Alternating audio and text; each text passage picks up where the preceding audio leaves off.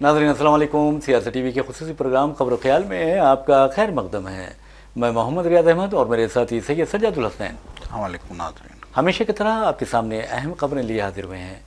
नाज़रीन, जैसा कि आप जानते हैं कि हम जो खबरें आपके सामने पेश करते हैं वो कल के अखबारात की सुर्खियाँ बनती हैं। न सिर्फ सुर्खियाँ बनती है बल्कि उन खबरों को इलेक्ट्रॉनिक मीडिया गैर मामूली अंदाज में नश्र करता है। इसी तरह सोशल मीडिया पर ये खबरें वायरल होती हैं। बहरहाल नाज़रीन, जहाँ तक खबरों का सवाल है, आप अच्छी तरह जानते हैं कि आज सारी दुनिया, ख़ासतौर पर आलम अरब में, हिंदुस्तान और पाकिस्तान और बांग्लादेश वगैरह को छोड़कर देखा जाए तो सारे आलम अरब में और मुस्लिम दुनिया में ईद उल अज़हा बड़े तुज़्ग व एहतशाम के साथ मनाई जा रही है। और इस ईद में जिस तरह ईद उल फितर में गरीबों का ख्याल रखा जाता है, इस ईद में भी यानी ईद उल अज़हा के मौके पर भी गरीबों का, यतीमों, यसीरों और मसाकिन और बेवाओं का ख़ास तौर पर ख्याल रखा जाता है। तो बहरहाल जहाँ तक क़ुरबानी के गोश्त के तकसीम का सवाल है तो इसमें अपने गरीब रिश्तेदारों को अव्वलीन अहमियत दी जाती है, अव्वलीन तरजीह दी जाती है। उसके बाद अपने पड़ोस यानी दोस्त अहबाब, फिर उसके बाद जो पड़ोस में हैं, जो गरीब गुरबा हैं या अपने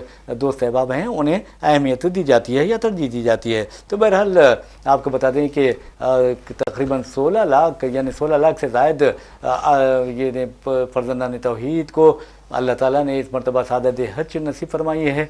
और आपको ये बताना ज़रूरी है कि अब जो हुज्जाज हैं वो तवाफ़ ज़ियारा में मसरूफ़ हैं। तो ये ख़बर हम आपको बता रहे थे। और जहाँ तक आलम अरब का सवाल है, आप देखेंगे कि जो क़ुरबानी दी जाती है सज्जाद साहब, चाहे आप हज के दौरान जब क़ुरबानी होती है हज्जाज की जानिब से, तो यानी आज़मीन की जानिब से फिर वो क़ुरबानी करते हैं, तो बहरहाल वो क़ुरबानी का गोश्त तकरीबन 27 गरीब ममालिक में तकसीम किया जा रहा है। और दूसरी तरफ आलम इस्लाम की तरफ हम देखते हैं, मशरिक़ वस्ता की तरफ देखते हैं, तो आपको पता चलेगा कि वहाँ ईदैन के मौके पर और वहाँ ईदैन के बाद जो सबसे बड़ी ईद बनाई जाती है अरब, जिसे यानी कौमी ईद कहते हैं, वो उनका कौमी दिन होता है। तो उस वक्त भी बहुत, और मिलादुन्नबी सल्लल्लाहु अलैहि वसल्लम यानी हमारे प्यारे नबी सल्लल्लाहु अलैहि वसल्लम की विलादत बासआदत के मौके पर भी जो अहम इक़दाम किए जाते हैं, एक तो कैदियों को रिहा किया जाता है और जो मखरूज़ होते हैं उनके क़र्ज़ माफ़ कर दिए जाते हैं। तो ये इंसानियत पर मबनी चीज़ें होती है। और सज्जा साहब, आप देखेंगे कि जहाँ तक मशरिक़ वस्ता में का सवाल है, ईदैन के मौके पर वहाँ के जो मकामी लोग हैं, खुदा तरस जो लोग हैं, नेक जो लोग हैं, वो अस्पतालों का रुख करते हैं, मरीज़ों की इयादत करते हैं, उनकी दिलजोई करते हैं और उन्हें तोहफ़े तोहफ़े पेश करते हैं, मेवे पेश करते हैं। तो बहरहाल ये खबर जो हमने आपको सुनाई है तवाफ़ ज़ियारा की, उसके बारे में भी हम बात करेंगे सज्जाद साहब से। लेकिन जहाँ तक ईद उल अज़हा का सवाल है तो कल हमारे पास ईद उल अज़हा मनाई जाएगी। लेकिन याद रखिए कि हमारी हर ईद जो होती है वो पाकीज़गी का एक मिसाली नमूना होती है। तो ऐसे में ईद उल अज़हा में अगर आप क़ुरबानी देते हैं, बकरों की क़ुरबानी अल्लाह की राह में क़ुरबान करते हैं या जानवरों को, तो फिर साफ़ सफाई का ख़ास ख्याल रखें, अपने पड़ोस का ख़ास ख्याल रखें कि किसी की दिल आज़ारी ना हो। जी सज्जा साहब।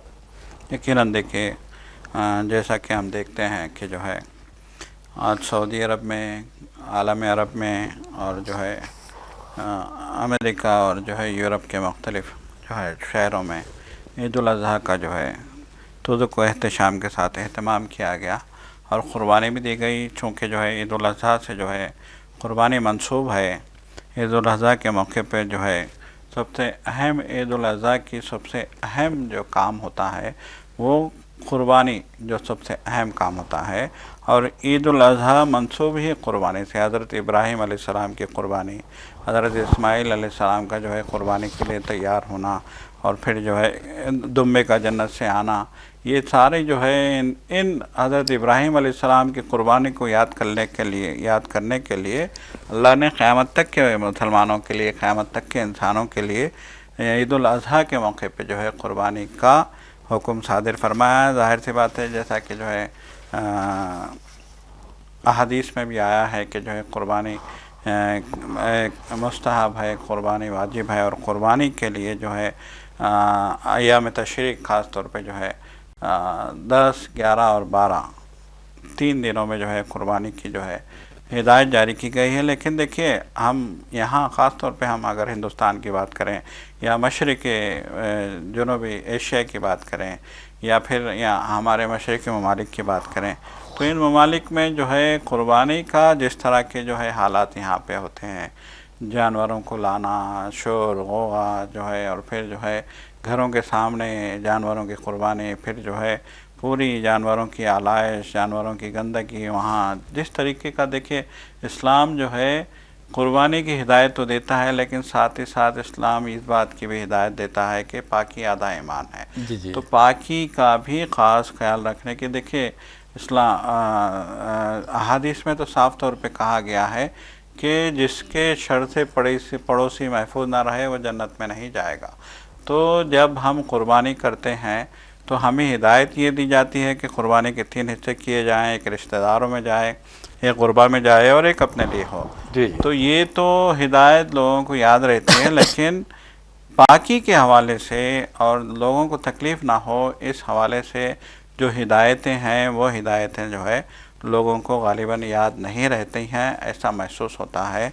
जिस तरीके से हम देखते हैं कि यहाँ पे ख़ास तौर पे जो है मुस्लिम इलाक़ों में, चाहे हैदराबाद हो, चाहे दिल्ली हो, चाहे लखनऊ हो, चाहे कोई भी जो है इस मुल्क का शहर हो, मुस्लिम इलाक़ों में जिस तरीके से लापरवाही बरती जाती है सफाई को लेकर, तो उस पर भी ध्यान देने की ज़रूरत है।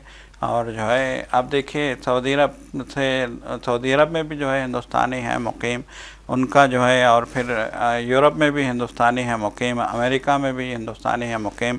उनका तो ये क़ुरबानी के हवाले से ये कहना होता है कि जो है हम एक मंडी होती है, वहाँ हम जाते हैं, वहाँ हम जानवर जो है सेलेक्ट कर लेते हैं, फिर उसके बाद उसी मंडी में कोने में जो है क़ुरबानी का नाज़म होता है। सुबह में फजर की नमाज़ के बाद, ईद की नमाज़ के बाद वहाँ जाते हैं, वहाँ पे जो है जानवर की क़ुरबानी हो जाती है और फिर साफ़ सुथरे जो है एक पैक में गोश्त पैक करके आपके हवाले किया जाता है और आप वो जो है पैकेट लेके अपने घर आ जाते हैं। गली में ना शोर, ना होगा, ना गंदगी, ना कुछ, ना क्या।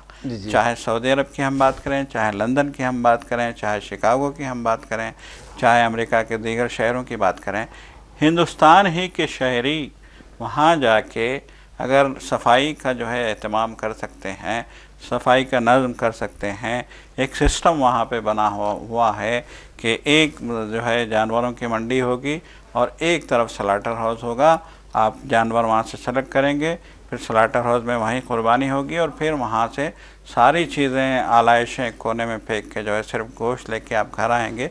अगर इस तरह का सिस्टम हम हिंदुस्तान में भी अपनाएं, बना लें और अपने घरों के पास जो है अपनी गलियों को अगर हम जो है साफ़ सफाई का जो है एहतमाम करें। देखिए अब आप देखेंगे कि जो है मुख्तलिफ़ जो है इलाक़ों में तो जानवर गलियों में बंधे हैं, वो वहीं जो है अपना फुजला उनका वहीं पड़ा है, वहीं जो है गंदगी है, वहीं घास पड़ी है, वहीं उनका जो है खाना पड़ा है।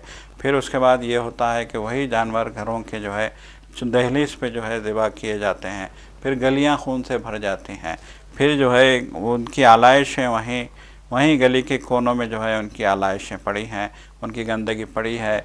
फिर उसके बाद हम देखते हैं कि एक दिन के बाद बदबू शुरू होती है। ये तो जो भला हो मजलिस बल्दिया, ख़ास तौर पे मैं हैदराबाद की बात कर रहा हूँ, मजलिस बल्दिया हैदराबाद का ये तो भला हो कि वो लोग एक बिल्कुल एक जो है जंगी मिशन पे जो है वो लोग गाड़ियाँ लेके आते हैं और ये जो आलाइश है जानवरों की, इन आलाइश को उठा के ले जाते हैं और वो लोग जो है बर वक्त सफाई कर देते हैं, वरना तो ताफ़ुन से क्या जो है हालात हो जाते, ये जो है शायद ही हम जो है तसव्वुर कर सकते। तो यकीनन जैसा कि अभी आपने कहा कि क़ुरबानी तो हमें करनी है, लेकिन उसके साथ ही साथ इस बात का भी ख्याल रखना है कि हमारा घर भी साफ़ हो, हमारी गली भी साफ़ हो, हमारे आस पड़ोस का इलाका भी साफ़ हो और किसी को तकलीफ़ भी ना हो।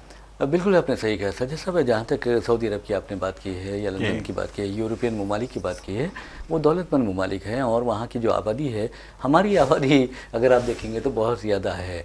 तो इस तरह और जो हमारा सिस्टम है इस कदर ख़राब है, करप्टेड है और इस कदर फ़िरका परस्ती है, कम्युनल यानी माइंडेड जो लोग हैं वो किस तरह की हरकतें करते हैं आप अच्छी तरह जी जानते हैं। उसके बावजूद भी जैसा कि आपने पड़ोसियों की बात की है कि आपको बता दूं नाज़रीन, जहाँ तक पड़ोसियों का सवाल है, दीन इस्लाम में पड़ोसियों का की अहमियत का अंदाज़ इस बात से लगाया जाता है कि एक बार तो ऐसा भी हो गया है, पड़ोसियों के जो हुकूक़ है, जो उनके राइट्स है, उसे देखकर सहाबा ये सोचने लगे कि क्या हमारी जायदादों में भी उनका हिस्सा होगा पड़ोसियों का। तो ये चीज़ें हैं, तो यही इसीलिए कहा गया है कि मुसलमान को अपनी ज़बान पर कंट्रोल रखना चाहिए, अपने हाथ को कंट्रोल रखना चाहिए। यानी मुसलमान वो मुसलमान नहीं होता जो अपने भाई के ख़िलाफ़ ज़बान इस्तेमाल करता हो या उसकी ज़बान महफूज ना हो, उसका हाथ महफूज ना हो। तो ये चीज़ों का ख्याल रखना ज़रूरी है। और जहाँ तक पाकी का, सफाई का सवाल है, इस्लाम मैं समझता हूँ आप देखेंगे कि हर किस्म की सफाई का इस्लाम आपको हुक्म देता है। आज कोरोना वायरस की अगर यानी वबा फूट रही है किसी दुनिया के किसी हिस्से में या फिर हमारे मुल्क में भी कई केसेस मंजर आम पर आए हैं, वाज़ेह तौर पर दीन इस्लाम ने, प्यारे नबी सल्लल्लाहु अलैहि वसल्लम ने अहादीस में कहा है कि जब खाना खाएंगे तो हाथ अच्छी तरह धो लें। इसी तरह अगर आप ये कहा गया है कि आप बैतुल खला जाते हैं तो हवाइज ज़रूरिया के लिए जाते हैं, तो जब वापस आते हैं तो उस वक्त आपसे कहा गया है कि आप कुल्लियाँ करें और आप अपने हाथ पैर अच्छी तरह धो लें। तो ये इस्लाम सफाई का निज़ाम यानी इंतज़ाम करता है। हद तो ये है कि जो हाइजीन है यानी मुंह की जो हाइजीन होती है, मुंह को साफ़ करने का जो अंदाज़ होता है, इस्लाम ने मिसवाक की शक्ल में दुनिया को सारा सबक दिया और ये जो आज टूथपेस्ट आप देख रहे हैं वो उसी मिसवाक की शक्ल है। तो बहरहाल जो चीज़ें हैं अच्छी होती हैं उसे कबूल करना चाहिए। और ख़ास तौर पर अगर आप इतना बड़े फ़रीज़ा इतना यानी वाजिब क़ुरबानी, तो ये जो आप फ़रीज़ा अदा कर रहे हैं, क़ुरबानी का फ़र्ज़ हो या वाजिब अदा कर रहे हो, तो यहाँ पर ये देखना चाहिए कि हमारे से किसी को तकलीफ़ ना हो। तो बहरहाल नाज़रीन, जहाँ तक फ़िरका परस्तों का सवाल है, वो एतराज़ करते हैं कि आखिर ये लोग इतने जानवर क्यों ज़ुबा करते हैं। अरे ये ज़ुबा इसलिए करते हैं कि हज़रत इब्राहीम की सुन्नत है और अल्लाह ताला को वो सुन्नत इस कदर पसंद आई कि अपने प्यारे नबी सल्लल्लाहु अलैहि वसल्लम को भी वो सुन्नत सिखा दिया। तो हम अपने प्यारे नबी सल्लल्लाहु अलैहि वसल्लम की सुन्नत समझकर इसको करते हैं। और दूसरी अहम बात यह है कि हिंदुस्तान की मईशत में सज्जाद साहब, अब हिंदुस्तान की आबादी अगर 20 करोड़ मुसलमान हैं आबादी में, तो आप लगाइए कम अज़ कम 2 करोड़ मुसलमान तो कुर्बानी का फ़र्ज़ अदा करते हैं। तो इससे अंदाज़ा होता है कि कम अज़ कम 20,000 करोड़ रुपये कुर्बानी के 3 अय्याम में यानी मुसलमान सरकारी ख़जाने को देते हैं, यानी किसानों की भलाई के लिए वक्फ कर देते हैं। इससे फ़ायदा किसका होता है? किसान का फ़ायदा होता है। किसान जो बैल लाता है और आपको फ़रोख्त करता है, उससे अंदाज़ा कीजिए कि वो बैल ऐसा होता है जिसको वेटरनरी डॉक्टर्स सर्टिफिकेट देते हैं कि ये अब हल चलाने के काबिल नहीं है और ये अब काम के काबिल नहीं रहा, जब कहीं जाकर किसान वो बैल फ़रोख्त करता है। लेकिन अगर किसान वो बैल फ़रोख्त करता है, उसे पैसे मिलते हैं, तो उसमें कुछ और पैसे मिलाता है और फिर हल चलाने वाला बैल या गाय वो ख़रीद लेता है, तो उसकी मईशत मुस्तहकम होती है। 20,000 करोड़ रुपये अगर कौमी मईशत में आप हिस्सा अदा कर रहे हैं, तो उसके बावजूद भी फ़िरका परस्त इस तरह की बातें कर रहे हैं, तो ये ठीक नहीं है। तो बहरहाल नाज़रीन, हम आपको लिए चलते हैं बेंगलुरु में। आप देखेंगे कि किस तरह RCB की कामयाबी पर जो बनाया गया जश्न यानी मातम में तब्दील हो गया था और उसमें 11 लोग अपनी ज़िंदगियों से महरूम हुए थे, 50 ज़ख्मी हुए हैं, अब भी वो ज़ख्मी है। अब वहाँ पर आप देखेंगे 4 अफराद को गिरफ़्तार कर लिया गया है, RCB के ओहदेदार को और DNB इवेंट मैनेजमेंट के 2 ओहदेदारों को, यानी 4 ओहदेदारों को गिरफ़्तार किया गया। और आपको यही बता दूं कि जो अब सफाई का काम वहाँ हो रहा है, तो बताया ही जाता है कि जो क्लीनर्स है वहाँ पर, उन लोगों ने तकरीबन 40 क्लीनर्स ने उस मुकाम की सफाई की, जिन्होंने बताया कि 150 थैले भरकर जूते, चप्पल, सैंडल्स, स्लीपर्स वगैरह वो उसमें यानी बरामद हुए हैं। तो आप अंदाज़ा कीजिए कि कितने लोग वहाँ पर जमा हो गए थे। अब देखना वाली बात यह है कि उनके साथ क्या किया जाता है अगर ये मुजरिम करार दिए जाते हैं। वैसे भी 10-10 लाख रुपये मुआवजे का ऐलान किया है, RCB ने 10 लाख और हुकूमत ने 10 लाख रुपये देने का ऐलान किया है, लेकिन ये मैं समझता हूँ कि फ़ंड नाकाफ़ी है। और दूसरी अहम बात आपको ये बताना ज़रूरी है कि वहाँ जो काम कर रहे थे लोगों ने कहा कि इस कदर बेहतरीन लिबास पहनकर लोग आते हैं, ज़बरदस्त शूज़ पहनते हैं, चप्पल पहनते हैं, लेकिन जब भगदड़ में मच जाते हैं तो उसका क्या फ़ायदा, ये सवाल गरीब कर रहे हैं वहाँ के। ये बिल्कुल देखिए, यकीनन चिन्ना स्वामी स्टेडियम का ये सानहा बरसों याद रखा जाएगा कि बरसों बाद जो है बेंगलोर की जो है आईपीएल की टीम ने जो है कामयाबी 18 ईयर्स बिल्कुल 18 सालों बाद कामयाबी हासिल की थी। और जो है इस शानदार कामयाबी पर जो है बेंगलोर में जब टीम पहुंची तो कोई नहीं जानता था कि जो है इस कामयाबी का जश्न कैसे जो है गम में बदल जाएगा, कैसे एक साने में बदल जाएगा, कोई नहीं जानता था। टीम पहुंची एयरपोर्ट से बहुत ही शानदार पैमाने पे जो है टीम के खिलाड़ियों को चिन्नास्वामी स्टेडियम लाया गया और फिर वहाँ पे जो है जश्न की रैली का जो है इनेकाद अमल में आया। इतना मतलब मसरत का माहौल था कि हुकूमत ने जो है सरकारी तातील का ऐलान कर दिया था, स्कूल कॉलेजेस को छुट्टी का ऐलान कर दिया गया था। तो जिसके नतीजे में यकीनन देखिए बड़ा जोश था, बड़ा जो है जोश व खरोश था। और चूँकि एक खुले स्टेडियम में जो है इन प्लेयर्स की जो आईपीएल के फाइनल में जो है मौजूद थे, कोहली समेत जो है उन प्लेयर्स की को तहनीत पेश की जाने वाली थी और वो जो है मुखातिब होने वाले थे मद्दाहों से, तो उनको देखने के लिए, उनकी बात सुनने के लिए लाखों की तादाद में जो है वहाँ लोग जमा हो गए। तो यकीनन देखिए जब जो है बहुत ज़्यादा तादाद में लोग जमा होते हैं, जब एक बहुत बड़ा जो है एरिया है, उस एरिए में जो है हज़ारों की तादाद में लोग हैं, तो उसमें जब मतलब है कि पुलिस लोगों को हटाने की कोशिश करती है या फिर जो है कोई छोटा सा भी वाक़या होता है तो समझ में नहीं आता कि कहाँ कैसे क्या हो गया, अचानक भगदड़ मच जाती है। तो उस भगदड़ में जो हुआ है चिन्नास्वामी स्टेडियम में 11 लोगों की मौत और 33 लोग ज़ख्मी हुए हैं, तो ये एक बहुत बड़ा सानिया है। यकीनन चीफ मिनिस्टर ने, याद है आपको, कि गुज़िश्ता रोज़ फौरी कमिश्नर पुलिस को उसने हटा दिया था ओहदे से और फिर जो है कई पुलिस के जो है अफसरों को हटा दिया गया था और नए कमिश्नर को जो है तैनात वहाँ बेंगलुरु पुलिस में जो है नए कमिश्नर तैनात होकर आए हैं। तो तैनात होकर आते ही उन्होंने तहक़ीक़ात का आगाज़ शुरू कर दिया, सीआईडी के हवाले कर दी गई है इस मामले की तहक़ीक़ात। तो बहरहाल जो है आज नए कमिश्नर की प्रेस कॉन्फ्रेंस जो है आई थी, गुज़िश्ता रोज़ जो है चीफ मिनिस्टर ने प्रेस कॉन्फ्रेंस की थी, बाज़ाब्ता अफसोस का इजहार किया था, गम का इजहार किया था, महलूकों के लिए एक्सग्रेशा का जो है ऐलान किया था और साथ ही उन्होंने कमिश्नर को हटाने का भी ऐलान किया था।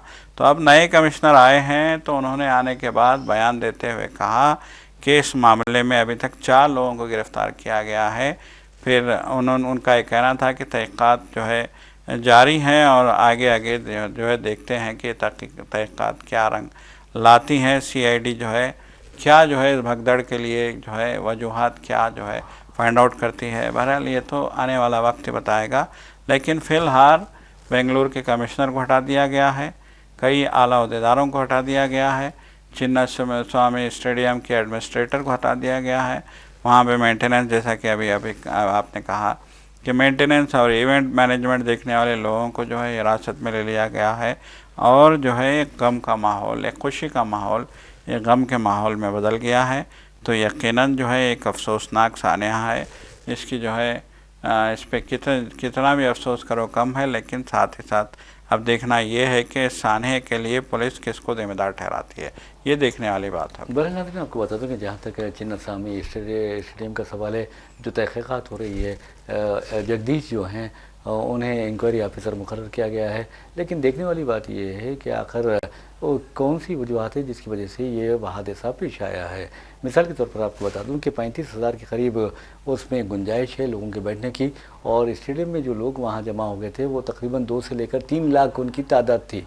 तो ये सबसे अहम बात यही है, ये पॉइंट है, उसकी वजह से है भगदड़ मच गई। और भगदड़ के लिए कौन जिम्मेदार है? फिर आप देखेंगे कि इस तरह कमीशन बैठते हैं, अपनी तो रिपोर्ट पेश करते हैं, कुछ लोगों के खिलाफ कार्रवाई की जाती है, फिर फाइल बंद कर दी जाती है। लेकिन क्या जो अपनी ज़िंदगियों से महरूम है कि उनकी ज़िंदगियाँ वापस लाई जा सकती हैं? हरगिज़ नहीं लाई जा सकती।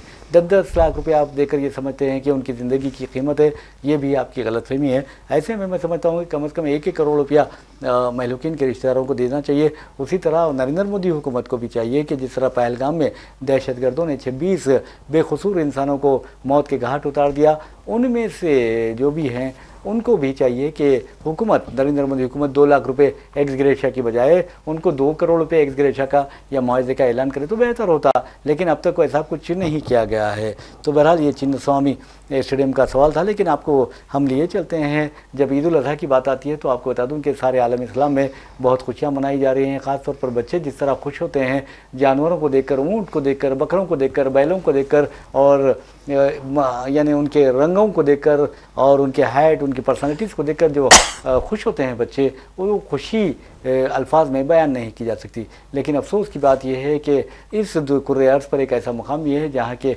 बच्चे इसराइल की दहशतगर्दी का शिकार हैं। आप अंदाज़ा कीजिए कि ईद के रात भी इसराइल ने बमबारी की अल अहली हॉस्पिटल पर और जो वहाँ के जो पनागज़ीन हैं उनके कैंपों पर। नतीजे में सजा साहब 50 फ़लस्तीनी शहीद हुए। तो आप अंदाज़ा कीजिए कि मौत के साए में वो ईद मना रहे हैं। और वहाँ देखिए कि एक ऐसा मंज़र भी आया जहाँ पर एक मस्जिद शहीद कर दी गई और उस शहीद मस्जिद के मलबे पर लोग नमाज अदा कर रहे हैं ईद उल अज़हा की। ये फ़लस्तीनियों का हाल है। तो बहरहाल अल्लाह का शुक्र है कि इमाम काबा ने मस्जिद निमरा, जहाँ से प्यारे नबी सल्लल्लाहु अलैहि वसल्लम ने जिस मुकाम से खुतबा हज्जतुल विदा दिया था, तो बहरहाल उस मुकाम से दुआ की और इसराइल का तो नाम नहीं लिया, लेकिन उन्होंने कहा कि जो औरतों के कातिल हैं, बच्चों के कातिल हैं, अल्लाह ताला उन्हें बर्बाद कर दे।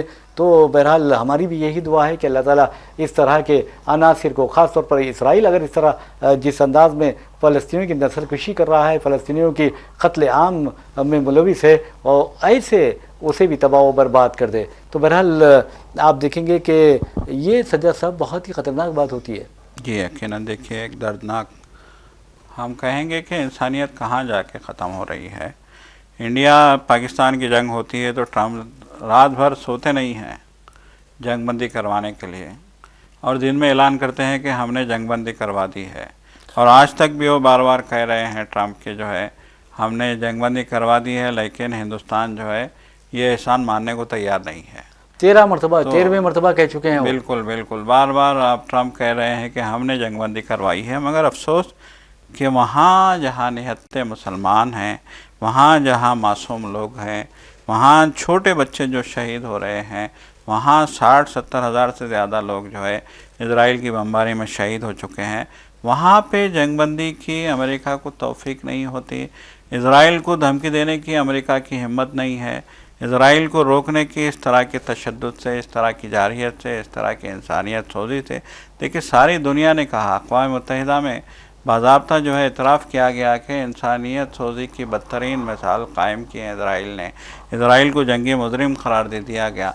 सब कुछ किया जा रहा है, ज़बानी जमा खर्च तो बहुत हो रहा है, हर मुल्क मजम्मत कर रहा है इन वाक़यात की जो हो रहे हैं, लेकिन अफसोस का मुकाम ये है कि इसराइल आज भी जो है जारियत कर रहा है, आज भी वहाँ पे हठधर्मी कर रहा है, आज भी वो खून आशाम है, आज भी उसने फ़लस्तीन की सरज़मीन को, गज़ा की सरज़मीन को खून से नहलाया है। आज भी ईद के मौके पे भी देखिए रमज़ान से लेके आज तक, रमज़ान से लेके आज तक जिस तरह से जो है इजराइल ने तबाही मचाई है गज़ा में, उसकी मिसाल नहीं मिलती माज़ी में। छोटे छोटे बच्चे, मासूम बच्चों को जो है शहीद किया जा रहा है। ऐसी ऐसी जो है रियाज साहब जो है वीडियोस आ रही हैं कि दिल दहल जाता है। एक वीडियो आई है जिसको देख के शायद दुनिया के जो है आंसू निकल आए हों। बहुत अफसोस होता है कि कुत्ता छोटी सी बच्ची की जो है नाश को मुँह में दबा के जा रहा है। आप अंदाज़ा लगाइए, भाग रहा है मुँह में, छोटी सी बच्ची के नाश को दबा के मलबे से, किसी मलबे में दबी बच्ची की जो है नाश को लेके जा रहा है। आप अंदाज़ा लगाइए कितना दर्दनाक मंज़र है, और दुनिया खामोश है। दुनिया को एहसास ही नहीं है कि वहाँ क्या इंसान नहीं बसते, क्या फ़लस्तीन में इंसान नहीं बसते, क्या गज़ा के लोग इंसान नहीं हैं, क्या उन पे क्यों खाना पानी बंद किया गया। वो दाने दाने के मोहताज हैं, वो पीने के पानी के मोहताज हैं, वो दवाइयों के मोहताज हैं। उनके अस्पतालों पे बमबारी हो रही है, उनके स्कूल खंडर बना दिए गए, उनके घरों को पूरी तरीके से खंडर कर दिया गया है। आप गज़ा शहर को देखेंगे रियाज साहब, तो गज़ा के बारे में तो ख़ुद अक़वाम मुत्तहिदा के सेक्रेटरी जनरल ने दो टोक अंदाज में कहा है कि शहर को बसाने में 20 साल लग जाएंगे। कब्रिस्तान में तब्दील कर दिया गया, कब्रिस्तान बन गया है, खंडर बन गया है पूरी तरीके से। बहरहाल यकीनन ये बहुत दर्दनाक जो है मनाजिर हैं वहाँ के। और ईद के मौके पे जो किया गया है, उसका तो अल्लाह जो है हिसाब लेगा, बेशक अल्लाह हिसाब लेगा। मज़लूम की आह खाली नहीं जाएगी।